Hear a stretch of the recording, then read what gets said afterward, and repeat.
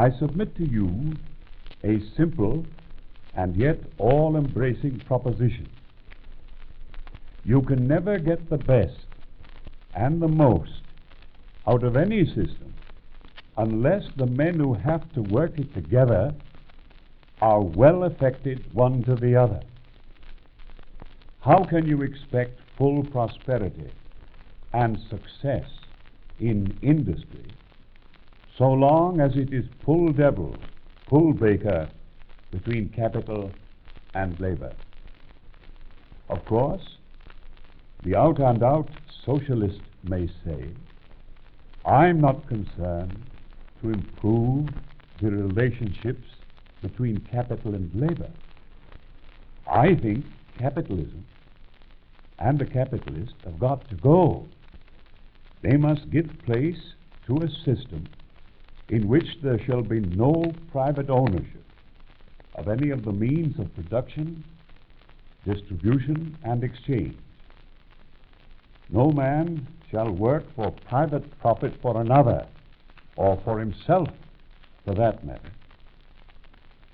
If I dissent from this proposition, it is because I think it fantastically impracticable.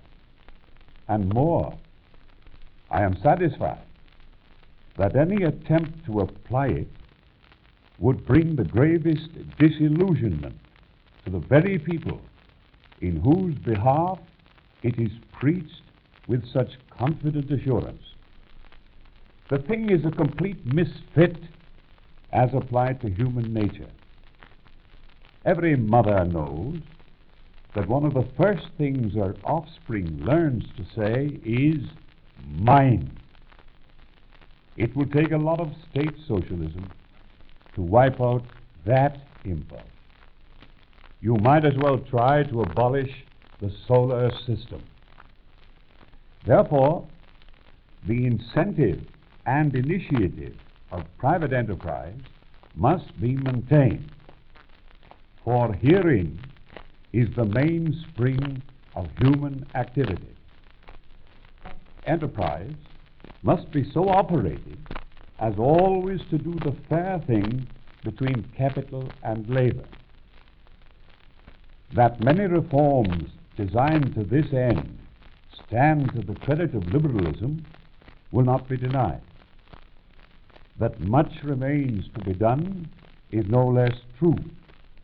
And the first thing to do is to develop and encourage the round table habit between the employer and his work people. Men must come together to think out and talk out their difficulties and differences rather than to fight them out. And your system must be so planned as to make the workman realize that the greater prosperity and success of the business is as much a matter of personal, material advantage to him as to the boss, each according to his contribution to the joint undertaking. In a word, the workman must be less of a hireling and more of a partner.